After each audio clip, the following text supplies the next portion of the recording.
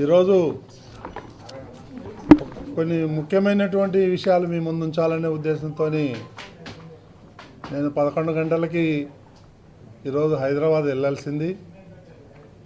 కానీ ఇక్కడే ఆగిపోయి నా మీద వ్యక్తిగతమైనటువంటి ఆరోపణలు చేస్తూ అతి నీచమైనటువంటి విధంగా నా మీద దుష్ప్రచారం చేయటం జరుగుతూ ఉంది. అందుకని నేను తిరుపతి నుంచే ఈ విషయాలు కొన్ని మీతో షేర్ చేసుకుందామని నేను ఆగిపోయాను. ముఖ్యంగా ఎవరైతే నా మీద ఆరోపణలు చేసి ఈరోజు ప్రెస్ మీట్ పెట్టిన ఆయన, నేను టీటీడీ చైర్మన్గా ప్రమాణ స్వీకారం చేసిన మొదటి రోజు నుంచే నన్ను రిజైన్ చేయమంటున్నాడు. కనీసం ఒక రోజు, వారం, నెల కూడా నాకు టైం ఇవ్వాల. నువ్వు రిజైన్ చేయి. వాని అబ్బా సొత్తా టీటీడీ, నేను రిజైన్, నువ్వు నాకు ఇచ్చావా టీటీడీ చైర్మన్ నేను రిజైన్ చేయడానికి? నాకు చంద్రబాబు నాయుడు గారు ఇచ్చారు, ఆయన చెప్తే ఒక్క నిమిషం కూడా పట్టదు నాకు. ప్రతిరోజు నువ్వు రిజైన్ చేయి. ఎందుకు రిజైన్ చేయమంటున్నావాడు? దీని మీద నేను రీసెర్చ్ చేస్తే ఆయన చేసినటువంటి దుర్మార్గాలన్నీ ఒక్కొక్కటి బయటకు వస్తున్నాయి. ఒకటి కాదు, రెండు కాదు, 100. ప్రతి దాంట్లోనూ కరప్షన్ చేశాడు. ఇవన్నీ బయటకు వస్తే తిరుపతి ప్రజలే తరిమి కొడతారు. నేను ఈరోజు కూడా నిస్వార్థంగా ఏది ఆశించకుండా, నేను రాజకీయ నాయకుడిని కాదు, నేను ఒక మీడియా అధినేతని, నేను ఒక బిజినెస్ మ్యాన్ని. నాకు ఎన్నో అవకాశాలు వస్తే నేను వద్దనుకొని నాకు టీటీడీనే కావాలని ముఖ్యమంత్రి గారిని రిక్వెస్ట్ చేసి నేను ఇక్కడికి వచ్చాను. కొన్ని రిఫార్మ్స్ చేయాలి ఇక్కడ అని. గత 5 ఏళ్లలో మీరు చూసుంటారు ఎన్ని వేల టికెట్లు అమ్ముకున్నారు. నా దగ్గర రికార్డు ఉంది. వాళ్ళు పొరపాటున అది పోతా నా దగ్గర చైర్మన్ ఆఫీస్లో వదిలేసి వెళ్ళిపోయారు. ఇవన్నీ తీసి చూస్తుంటే ఒక్కొక్కటి బయటపడుతున్నాయి. నిన్న జరిగినటువంటి బోర్డు మీటింగ్లో కూడా నేను ఒక పాయింట్ లేవనెత్తాను. ఎందుకంటే ఎన్ని స్కాములు ఉన్నాయంటే అన్ని స్కాములు బయట పెడదామంటే ముఖ్యమంత్రి గారు నన్ను ఆపు చేయటం జరిగింది. తిరుమల యొక్క పవిత్రతను దెబ్బతీస్తారు అందరూ కలిసి రోజు ఈ స్కాములు బయట పెడతా ఉంటే అది మంచిది కాదు, మన ధర్మానికి, వెంకటేశ్వర స్వామికి మంచిది కాదు, దీంతో ఆపేయండి, ఆ దేవుడే చూసుకుంటాడని నాకు ఆయన హితబోధ చేశాడు. కాబట్టి నేను ఆగాను. లేకపోతే ఈ పాటికి ఇంకొక 10 వీడు చేసిన దుర్మార్గాలన్నీ బయట పెట్టేవాడు. ఇది వేదాలు, దయ్యాలు అని ఏదో సంస్కృతంలో మాట్లాడతాడు. ఇవన్నీ నా దగ్గర నడవదు. నీ యాషాలన్నీ కూడా ఐఎమ్ వెరీ స్ట్రాంగ్, తగ్గేదే లేదు. ఏం వీడియోలు పెడతాడండి ఆయన? ఇప్పుడు ఏదైతే వీడియోలు పెట్టాడో వాళ్ళ ఫ్యామిలీ, మా ఫ్యామిలీ మోర్ దెన్ 30 ఇయర్స్ నుంచి మాకు ఫ్యామిలీ పరిచయాలు ఉన్నాయి. వాళ్ళ ఇంటికి మేము పోతాం, మా ఇంటికి వాళ్ళు వస్తారు. అంత మాత్రాన అసలు కొన్ని చోట్ల వీడియో మార్పింగ్ చేయడం జరిగింది. ఆ చేసే గాడిదలు సరిగా కూడా చేయలే. మళ్ళా నేను ఎన్నిసార్లు చూసినా అందులో నాకేం తప్పు కనిపించలే. సో ఇవన్నీ చీప్ పాలిటిక్స్ ఆడి నా మీద బురద జల్తానంటే నేను భయపడేటోడిని కాదు. నేను నీలాగా రిజైన్ చేయమంటే చేసేవాడిని కూడా కాదు. ఇవన్నీ కూడా వాస్తవాలన్నీ కూడా నేను ఇమీడియట్గా కంప్లైంట్ ఇవ్వడం జరిగింది. ఇంకా 6 గంటలో ఎఫ్ఐఆర్ కూడా వస్తుంది. దీన్ని నేను హై లెవెల్కి తీసుకెళ్తాను. వీళ్ళ సంగతి ఏదో తేలుస్తాను. నేను మాత్రం భయపడేదే ప్రశ్నే లేదు. ఎందుకంటే నేను ఏ రోజైతే జగన్మోహన్ రెడ్డిని ప్రశ్నించా, నువ్వు పట్టు వస్త్రాలు తీసుకొచ్చేటప్పుడు సతీ సమేతంగా ఎందుకు రావట్లేదు, దానికి కారణం చెప్పమన్నా. వాళ్ళకు బాధ కలుగుతుంది. దానికి నేనేం చేయను. హిందూ ధర్మం ప్రకారం సతీ సమేతంగా రావాలి. భార్య లేకపోతే అదొక డిఫరెంట్ ఇష్యూ. గతంలో రాజశేఖర్ రెడ్డి రాలేదు, జగన్మోహన్ రెడ్డి రాలేదు. ఈ భారతి పేరు ఎత్తానని వాళ్ళ కోపం. నేను ఎందుకు ఎత్తకూడదు భారతి పేరు? ఆమె వస్తే ఆమెను ఎందుకు నేను ప్రశ్నిస్తాను? ఆమె రాలేదు కదా. ఇవన్నీ పెట్టుకొని బీఆర్ నాయుడు టీటీడీ చైర్మన్ ఉంటే నా ఆటలు ఏమీ సాగవు. రోజుకొకటి వస్తూ ఉన్నాయి అనే ఉద్దేశంతో ఈ బురద జల్లే కార్యక్రమం. ఇప్పుడు ఈ వీడియోలు కంప్లైంట్ చేస్తే నా ఫ్యామిలీ మెంబర్స్ చేయాలా, లేకపోతే ఎవరైతే వాళ్ళు ఉన్నారో వాళ్ళ ఫ్యామిలీ అన్నారో కంప్లైంట్ చేయాలి. ఎవరికైనా కంప్లైంట్ చేశారా, ఎవరికైనా చెప్పారా? కొన్ని అయితే మా ఇదివరకు అందులో ఉన్నటువంటి కొన్ని ఫోటోలు అయితే నేను 20-25 ఏళ్ల కింద దిగిన ఫోటోలు అవి. ఆ ఫోటోలు ఈ ఫోటోలు మిక్స్ చేసి దానికి ఒక మ్యూజిక్ పెట్టి ఈ సన్యాసులకు ఏం పని లేదా? నన్ను వ్యక్తిగతంగా టార్గెట్ చేస్తే నేను మీడియాలో ఉన్నా, నీకు చుక్కలు చూపిస్తాను, నీకు కానీ సుబ్బారెడ్డికి కానీ. కరుణాకర్ రెడ్డి నువ్వు మద్రాసులో పోయి ఏమేం చేసావో నాకు తెలుసు, వైవి సుబ్బారెడ్డి ఏమేం చేసావో నాకు తెలుసు. అవన్నీ బయట పెట్టమంటారా? ఇవన్నీ చీప్ పాలిటిక్స్ నా దగ్గర జరగదు, అర్థమైందా? నేను హైదరాబాద్ నడిబొడ్డున నేను ఉండి వ్యాపారం చేస్తున్నా. నేను ఎవరికి భయపడేవాడిని కాదు. ఈ చీప్ పాలిటిక్స్ ఒకటి కాదు, రెండు కాదండి వీళ్ళు చేసిన అరాచకాలు.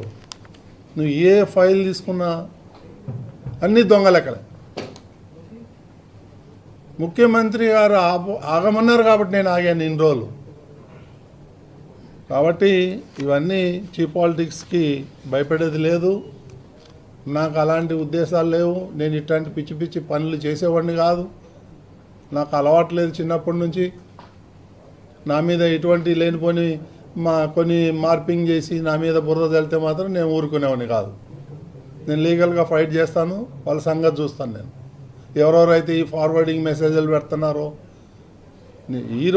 రేపు 1 మ్యాన్ కమిషన్ వస్తుంది. రేపు ఈ 1 మ్యాన్ కమిషన్ వస్తుంది, దీన్ని డైవర్ట్ చేయాలి. ఈ దొంగలకి డైవర్షన్ పాలిటిక్స్ బాగా వచ్చు. ఎప్పుడు ఏం చేయాలో, ఎలా చేయాలో, డైవర్ట్ని ఎట్లా చేయాలో అనేది. ఇది ఒక టాపికా?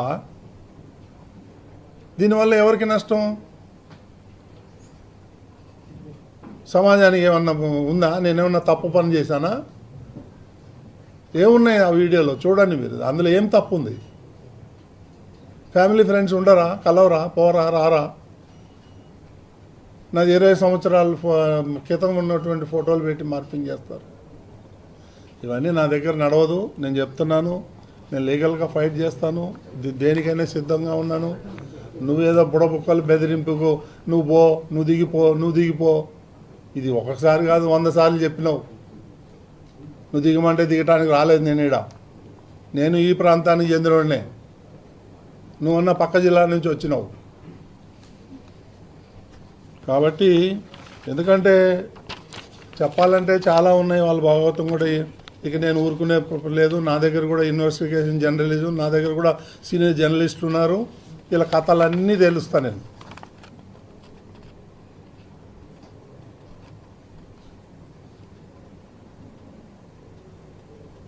ఇప్పుడు నేను ఈరోజు కొత్తగా కరుణాకర్ రెడ్డి గురించి ఏదో ఆరోపణలు చేసి నువ్వు తిన్నావు, ప్రపంచమంతా తెలుసు నువ్వు దొంగవని. ప్రపంచమంతా జగన్మోహన్ రెడ్డి గజ దొంగని ఈరోజు నేను చెప్పక్కర్లేదు. 1000 కోట్ల 1,00,000 కోట్లు తినేశాడు. ఇవన్నీ డైవర్షన్ పాలిటిక్స్. నా దగ్గరకు వచ్చి నేనేం చేసి, నేను చాలా ఆనెస్ట్గా ఉన్నా. నా వల్ల టీటీడీకి ఏమన్నా చిన్న ఒక మచ్చ వచ్చిందా, చిన్న తప్పు ఏమన్నా చేశానా, ఒక్కటి చూపించమనండి. ఈ 1 year 2 months 3 monthsలో నేను నిస్వార్థంగా పనిచేస్తున్నాను. నాకు ఎన్నో అవకాశాలు వచ్చినా నేను టీటీడీలోనే వచ్చి ఇక్కడ పనిచేయాలి, కొన్ని రిఫార్మ్ చేయాలనే ఉద్దేశంతో వచ్చాను. కానీ నా పనులన్నీ వదులుకోవచ్చి నేను తిరుపతిలో కూర్చోవాల్సిన అవసరం నాకు లేదు. నాదేమి బతుకు తెర కూడా కాదు. నా బిజినెస్లో నాకున్నాయి హైదరాబాద్లో. కాబట్టి ఇవన్నీ చీప్ పాలిటిక్స్ మానేసి ఆయన పైన ఆయన చేసుకుంటే మా ఆరోగ్యానికి మంచిది. మీకేమైనా క్వశ్చన్స్ అడిగితే నేను చెప్తాను.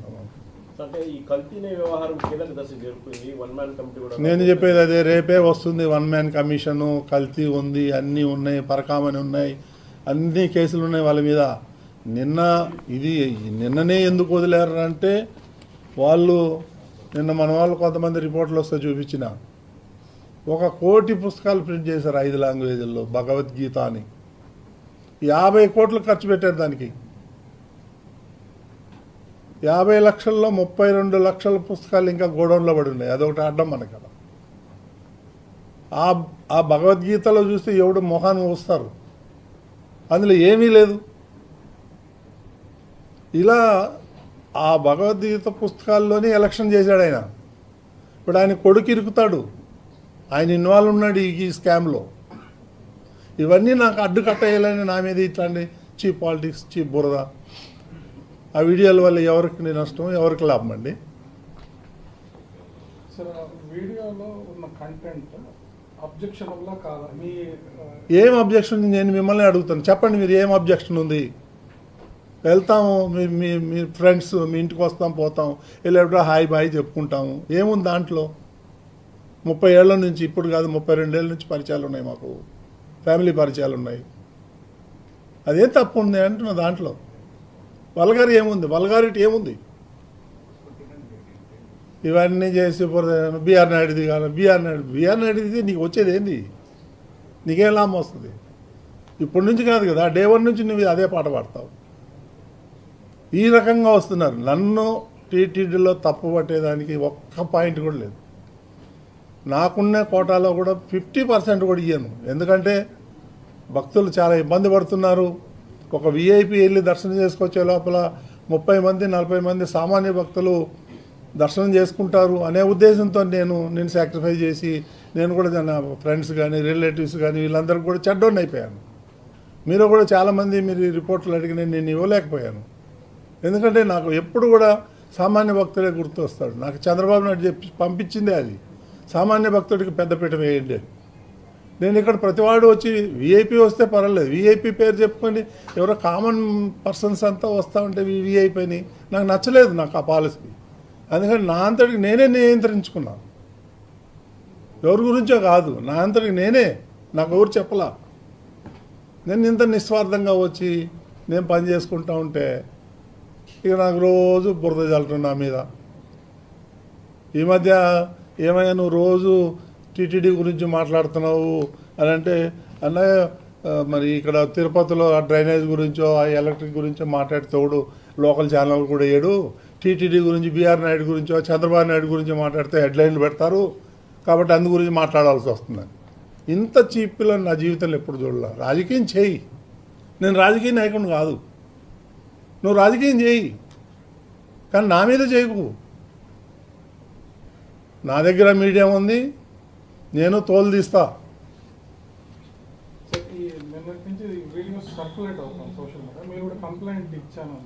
కంప్లైంట్ ఇచ్చాను, రిజిస్టర్ అవుతుంది ఒక హాఫ్ అన్ అవర్. ఇక్కడే ఇస్తున్నాము, మొత్తం స్టేట్ అంతా ఇస్తారు. హైదరాబాద్లో ఇస్తున్నాం. ఎవరైతే విక్టిమ్ ఉన్నారో, ఏదో గుట్టుగా వాళ్ళు సంసారం చేసుకునే వాళ్ళు హైదరాబాద్లో కంప్లైంట్ ఇస్తున్నారు.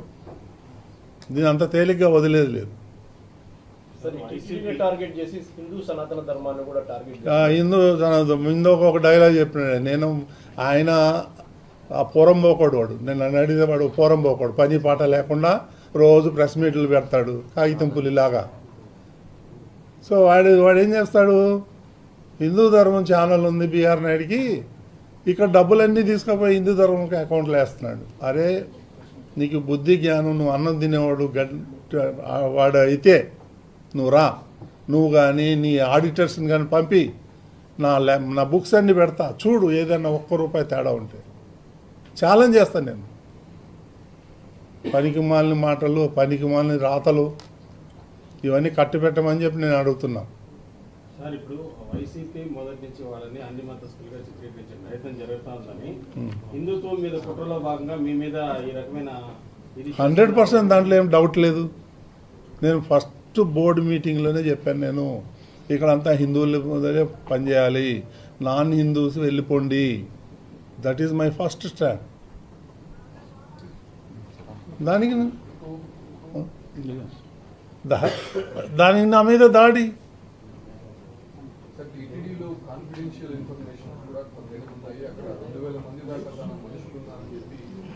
సో 2,000 20,000 ఉన్నాయండి. I don't mind that. ఆయన చెప్పుకుంటాడు. ఆయన చెప్పేదానికి ఏమన్నా విలువ ఉంటే దాని గురించి మనం మాట్లాడుకోవచ్చు. ఆయన చెప్పేదానికి విలువే లేదు. ఎంప్లాయీస్ మధ్య తెచ్చిపెట్టేది ఎంప్లాయీస్ మధ్య చిచ్చు పెడతానికి 2,000 మంది ఉండి ఏం చేస్తారండి? If I'm doing something wrong then I have to కదా. మేమేం తప్పులు చేస్తున్నాం? వాళ్ళు చేసిన తప్పులన్నీ మేము ఎతుకుతున్నాం కాబట్టి వాళ్ళకి బాధగా ఉంది. ఈడెప్పుడు పోతాడా. చాలా రకాలుగా ట్రై చేశాడు నన్ను వచ్చి కలవాలని, నాతో మాట్లాడాలని, ఈ స్కామ్లన్నీ బయటికి తీయొద్దని. నేనేం ఛాన్స్ ఇవ్వాలా? నేను ఇచ్చేటోడిని కాదు, నేను చాలా మొండోడిని. సరే, ఈ వీడియో ఎడిటింగ్ అండ్ సర్క్యులేషన్ వెనుక ఎవరున్నారండి? ఎవరున్నారు? చేసినోడే వాడికి తెలవాలా? వాడికే తెలవాలి. ఇప్పుడు పోలీసు వాళ్ళు ఎంక్వైరీ చేస్తారు, చూస్తారు. అది కూడా నేను వీడియో మొత్తం మార్పింగ్ చేశానని నేను అంటలేను.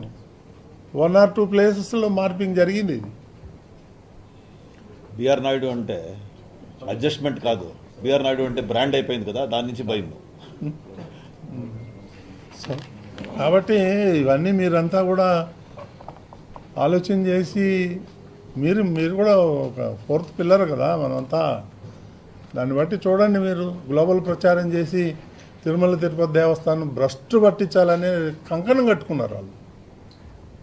లేకపోతే ఎప్పుడుదండి అది 20 ఏళ్ల కింద ఫోటోలన్నీ తీసుకొచ్చి ఇప్పుడు ఏదో ఇవి వాళ్ళు జరిగిపోయినాయి, నిన్న జరిగిపోయినాయి అంటారు చేయటం ఎంతవరకు న్యాయం? There no doubt out. మాకు తెలుసు ఆ ఫ్యామిలీ తెలుసు, తెలియకేం కాదు. ఓకే అండి, థ్యాంక్ యూ వెరీ మచ్.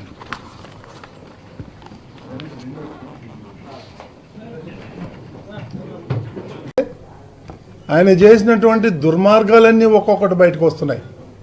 1 కాదు, 2 కాదు, 100. ప్రతి దాంట్లోనూ కరప్షన్ చేశాడు. ఇవన్నీ బయటకు వస్తే తిరుపతి ప్రజలే తరిమి కొడతారు. నేను ఈరోజు కూడా నిస్వార్థంగా ఏది ఆశించకుండా, నేను రాజకీయ నాయకుడిని కాదు, నేను ఒక మీడియా అధినేతని, నేను ఒక బిజినెస్ మ్యాన్ని. నాకు ఎన్నో అవకాశాలు వస్తే నేను వద్దనుకొని నాకు టీటీడీనే కావాలని ముఖ్యమంత్రి గారిని రిక్వెస్ట్ చేసి నేను ఇక్కడికి వచ్చాను. కొన్ని రిఫార్మ్స్ చేయాలి ఇక్కడ అని. గత 5 ఏళ్లలో మీరు చూసుంటారు ఎన్ని వేల టికెట్లు అమ్ముకున్నారు. నా దగ్గర రికార్డు ఉంది. వాళ్ళు పొరపాటున అది పోతా నా దగ్గర చైర్మన్ ఆఫీస్లో వదిలేసి వెళ్ళిపోయారు. ఇవన్నీ తీసి చూస్తుంటే ఒక్కొక్కటి బయటపడుతున్నాయి. నిన్న జరిగినటువంటి బోర్డు మీటింగ్లో కూడా నేను ఒక పాయింట్ లేవనెత్తాను. ఎందుకంటే ఎన్ని స్కాములు ఉన్నాయంటే అన్ని స్కాములు బయట పెడదామంటే ముఖ్యమంత్రి గారు నన్ను ఆపు చేయటం జరిగింది. తిరుమల యొక్క పవిత్రతను దెబ్బతీస్తారు అందరూ కలిసి, రోజు ఈ స్కాములు బయట పెడతా ఉంటే అది మంచిది కాదు, మన ధర్మానికి, వెంకటేశ్వర స్వామికి మంచిది కాదు, దీంతో ఆపేయండి, ఆ దేవుడే చూసుకుంటాడని నాకు ఆయన హితబోధం చేశాడు. కాబట్టి నేను ఆగాను. లేకపోతే ఈ పాటికి ఇంకొక 10 వీడు చేసిన దుర్మార్గాలన్నీ బయట పెట్టేవాడు. ఇది వేదాలు దెయ్యాలు అని ఏదో సంస్కృతంలో మాట్లాడతాడు. ఇవన్నీ నా దగ్గర నడవదు. నీ ఆశాలన్నీ కూడా ఐఎమ్ వెరీ స్ట్రాంగ్, తగ్గేదే లేదు. ఏం వీడియోలు పెడతాడండి ఆయన? ఇప్పుడు ఏదైతే వీడియోలు పెట్టాడో వాళ్ళ ఫ్యామిలీ, మా ఫ్యామిలీ మోర్ దెన్ 30 years నుంచి మాకు ఫ్యామిలీ పరిచయాలు ఉన్నాయి. వాళ్ళ ఇంటికి మేము పోతాం, మా ఇంటికి వాళ్ళు వస్తారు. అంత మాత్రాన అసలు